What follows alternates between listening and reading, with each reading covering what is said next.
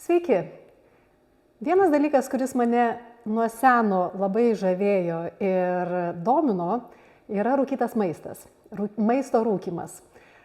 Turiu prisipažinti, kad mano močiutė buvo labai didelė šito amato specialistė ir savo laiku tikrai rūkė labai nemažai dešrų, skilandžių ir panašu, kad buvo gerai žinoma visoje apylinkėje kaip geriausia tokio pobūdžio gaminių gamintoja.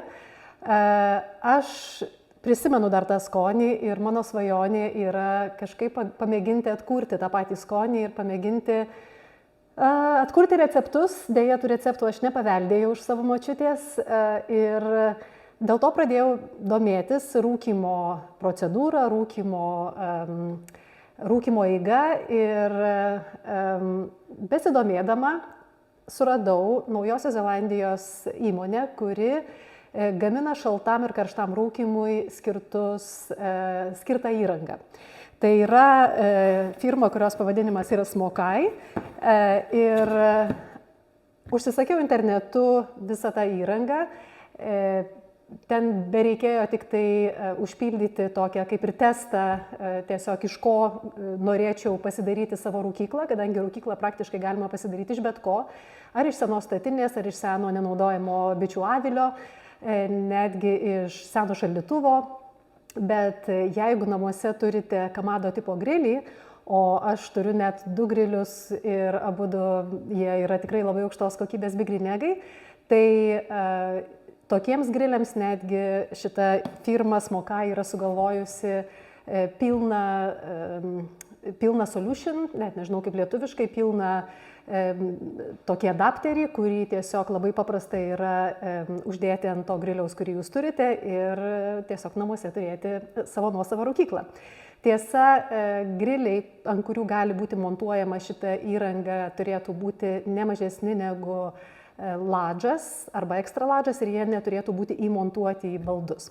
Taigi, šiandien yra unboxingas, aš kartu su jumis atidarysiu šią dėžę ir pažiūrėsiu, kasgi joje atkeliavo. Visų pirma, man kaip dėžučių ir įpakavimo faniai ir tiesiog man įpakavimas yra tikriausiai pats pirmas dalykas, į ką aš labai atkreipiu dėmesį, tai širdis dainuoja, matant, aišku, tokias pakuotės.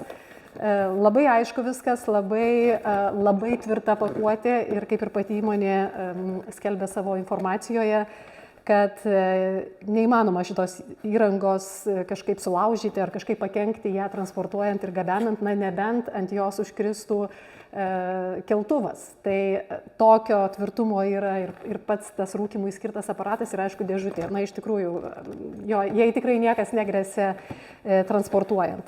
Taip, kad mano siuntoje atėjo klasikinio dydžio rūkymo elementas, visas paketas. Kartu atėjo adapteris mano Kamado, mano bigrinegui, mano griliui. Ir dar, kadangi pirkau visą šitą dalyką per boxing kampaniją, tai dar atėjo tokie pabrandinti odiniai padėkliukai alui. Ir kaip žinia, rūkymu dažniausiai užsiima vyrai. Nors mūsų šeimoje panašu, kad rūkymu, kaip ir kepimu, kaip ir griliavimu užsimsiu aš. Bet aš visai mielai pasidalinsiu šituo su savo svečiais arba su savo vyru, kuris labai mėgsta alų. Beje, kai perskaitysiu jums vėliau labai trumpą instrukciją, tai vienas iš punktų tiesiog įsipilkite alaus bokalą ir mėgaukitės gyvenimu. Gerai, viskas, nebetempiu daugiau laiko, unboxinam, atidarom šitą dėžutę. Taigi, kaip sakau, viskas yra labai gražu ir labai tvirta. Atsuksiu taip, kad jūs matytumėte. Visų pirma, tai trumpa instrukcija. Tiesiog keletas pagrindinių dalykų, į ką reikėtų atkreipti dėmesį, jeigu kažkas patingėtų perskaityti ilgą instrukciją, bet aš esu tas žmogus, kuris visada skaitau visas instrukcijas nuo pradžios iki pabaigos, taip kad man tikrai jokių problemų nėra tą knygelę čia perskaityti, viskas yra anglų kalba ir labai aiškiai aprašyta, visa informacija be abejo yra ir internete. Pagrindiniai dalykai, į ką reikėtų atkreipti dėmesį, tai tiesiog nenaudoti šito aparato be abejo viduje, patalpose, reikia, kad būtų tiesiog gerai vėdinama erdvė. Negalima dėti tam tikrų medžio gabaliukų, kadangi jie yra pilni visokių aliejų ir tiesiog tai užkimš įrangą. Kas čia dar? Na, tiesiog, kad reikėtų be abejo atkreipti dėmesį į aplinką, kurioje stovės ta rūkykla, kad jinai tiesiog neuždegtų nieko. Ir trumpa instrukcija, kaip išardyti ir kaip sudėti šitą įrangą. Taip, įranga, bet atrodo štai taip. Išpakuosiu ir pamatysime, kaipgi čia jinai atrodo. Taigi, visų pirma, tai yra 1 litro talpos toksai kaip ir cilindras, labai tvirto metalo. Metalas yra maistui tinkamos gradacijos. Jisai yra būtent 1 litro talpos. Man labai patinka, kai būna gražus prekinis ženklas ir jisai tikrai gražiai matomai yra išgraviruotas šiuo atveju ar uždažytas, net neįsivaizduoju kaip. Bet, žodžiu, kai fainas yra brandas, tai man labai patinka, kad aš matau, kas yra jo gamintojas. Čia yra dangtelis, kuris užsidės ant viršaus, padarytas iš kietmedžio medžio, taip pat yra įspaustas logotipas įmonės. Čia yra tokia kaip ir anga, ant kurios mausis štai šita žarnelė. Ir kitas to žarnelės galas eis į dūmo generatorių, į tokį oro generatorių. Šita dalis, jinai įsistatys į tą erdvę, kurioje vyks rūkymas ir per šitą vamsdelį judės, dūmas judės stumiamas be abejo oro generatoriaus į rūkymo patalpą ir, aišku, priduos mūsų rūkomam maistui labai specifinio ir labai gardaus skonio. Taigi, visa tai be abejo irgi išsiardo, labai viskas, inžinerija iš tiesų puiki šito viso sugalvojimo. Dabar aš išsipakuosiu tą patį generatorių, kuris yra skirtas gaminti iš esmės pūsti orui. Ir jeigu neklystu, šitas visas daiktas, jisai 12 valandų yra skirtas. Taip, kad 12 valandų gali nepertraukiamai pūsti orą į jūsų aparatą. Tai tokia mašina, toks aparatėlis, jisai pasikrauna USB. Galima be abejo užsisakyti ir į tinklą įjungiamą, bet man atrodo visada yra geresnis variantas, kada galimybė yra tiesiog naudotis tokia įranga ten, kur tu esi, vidury gamtos nusivežus ir būti nepriklausomam nuo 220 ar 110 voltų įtampos. Taigi pakraunamas šitas daiktas, labai 3 mygtukai, įjungimas, išjungimas, pliusas, minusas, daugiau oro, mažiau oro. Jeigu gerai pamenu, berods yra 3 padalos, tai yra 3 stiprumai oro, kiek to oro yra paduodama. Štai šita žarnelė prisijungia, vienas galas čia, kitas galas įsijungia čia. Į vidų įsideda drožlės, specialios drožlės, ne bet kokios, ne tos, kurios liko kur nors lentpjūvėj supjovus lentas, bet yra tam tikros specialios, tam tikrų medžių drožlės, kurios yra švarios ir kurios yra tinkamos maistui. Ir viskas, daugiau čia nieko nėra šitoj dėžutėj. Dabar čia irgi labai tvirta dėžutė, yra tiesiog adapteris, kuris skirtas montuoti tiesiai ant jūsų grilio, tiesiai ant jūsų bigrinego ar kažkokio kito kamado tipo griliaus, kuris yra ne mažesnis negu ladžas. Aš viską parodysiu, kai prieisiu prie savo griliaus ir kai jį montuosiu, bet praktiškai jisai labai patogiai įsistato į angą,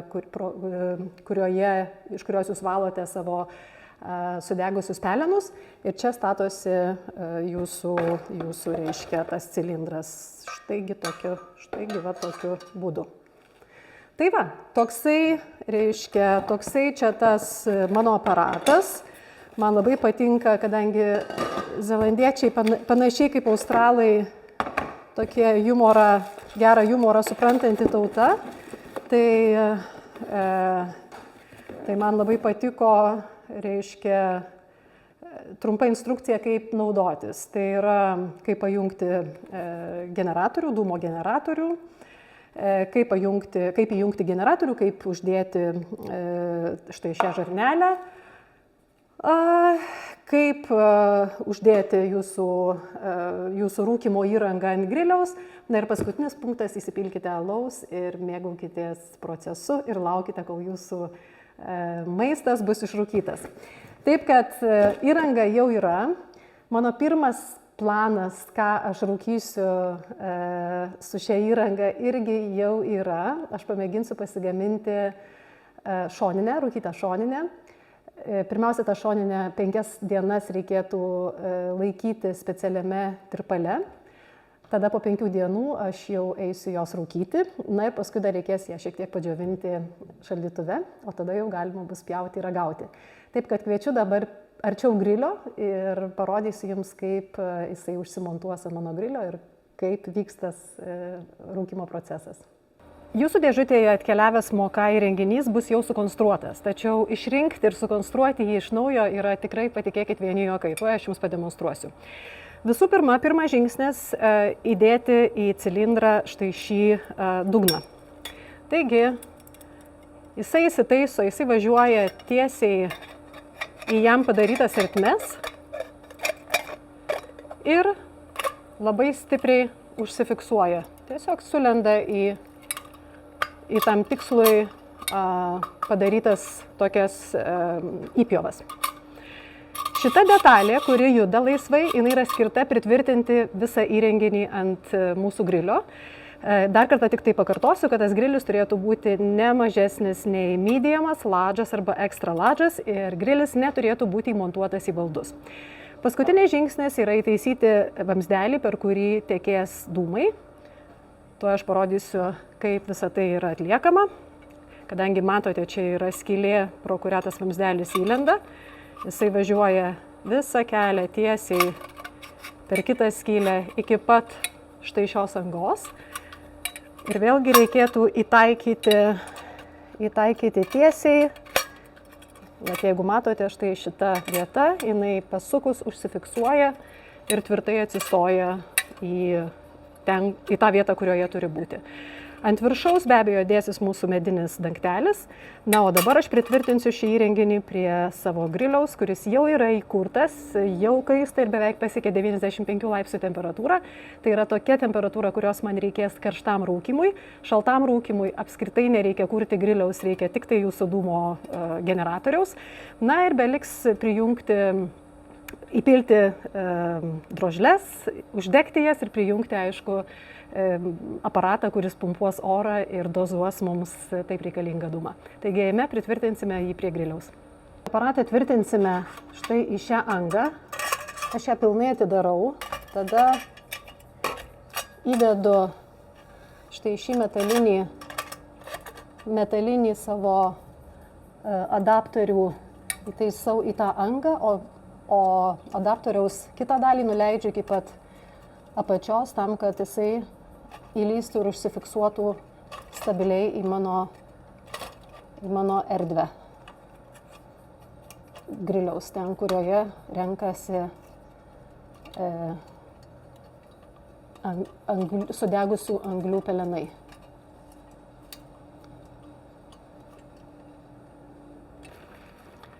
Dabar aš dedu drožles rūkymui skirtas.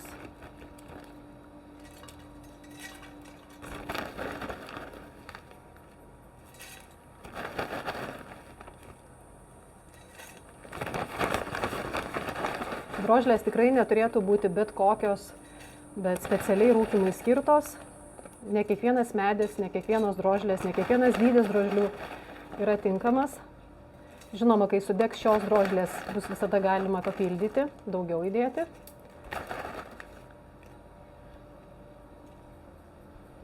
Uždengiu dangtelį. Man beliko įjungti generatorių. Štai ir viskas, vienas mygtuko paspaudimas. Aš jau jaučiu, kaip pro čia pučiamas yra oras. Ir man reikia pritvirtinti štai šią žarnelę prie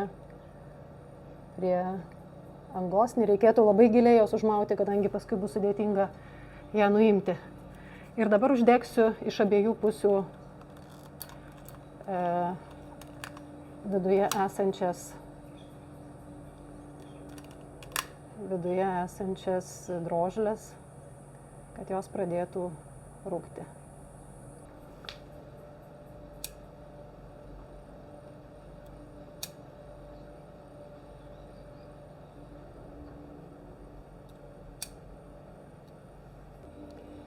Kaip matot, mano dūmo generatorius jau smilksta, jau dūmai rūksta.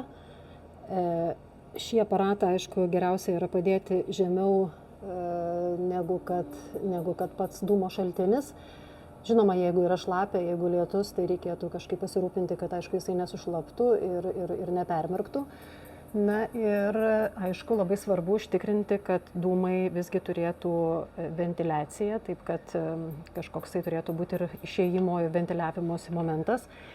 Na ir vat, dūmai jau rūksta, jau akumuliuojasi ir galima bus dėti rūkimui skirtą pirmą produktą. Turiu savo rankose kiaulienos šoninę, kuri 5 dienas marinavosi specialiame sūryme šaldytuve, o paskui visą 6 dieną buvo padėta sausai šaldytuve tam, kad išdžiūtų ir tam, kad pasidengtų tokiu sluoksniu, kuris padės dūmui labiau prilipti. Ir dabar šita šoninė keliaus į mano rūkyklą 2 arba 3 valandom, priklausomai nuo to, kaip pasiseks palaikyti temperatūrą 95 laipsnių.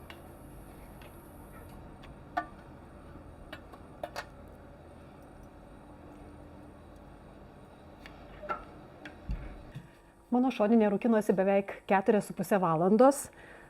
Prašom pažiūrėti. Temperatūra liko dar koks 1-2 laipsnis iki tos, kurios man reikia. 65 laipsniai turėtų būti viduj. Spalva pasakiška, apie kvapą aš jums net nepasakoju. Dar manau, kad 10-15 minučių jungsiu grilį, palauksiu, kol atvės ir galėsiu pjauti ir ragauti. Rūkymas baigtas. Galutinis produktas jau paruoštas. Galima pamėginti pjauti ir pažiūrėti, kaip jisai gavosi.